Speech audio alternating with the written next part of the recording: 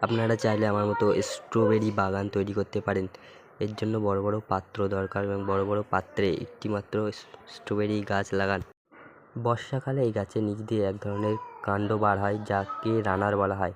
এই রানার মাটির সংস্পর্শে এসে আবার নতুন করে গাছ জন্মায়। এই থেকে একটি গাছ থেকে পুরো বাগান তৈরি হতে পারে। এবং স্ট্রবেরি গাছে সাদা সাদা ফুল জন্মায়। এই ফুল থেকেই ফল হয় মূলত। ফল মোটামুটি আপনার শীতকালেই বেশি ভালো হয়। কিন্তু স্ট্রবেরি গাছ বাঁচিয়ে রাখতে গেলে আপনাকে পরিমাণ মতো জল দিতে হবে। অতিরিক্ত জল স্ট্রবেরি গাছকে মেরে ফেলতে পারে।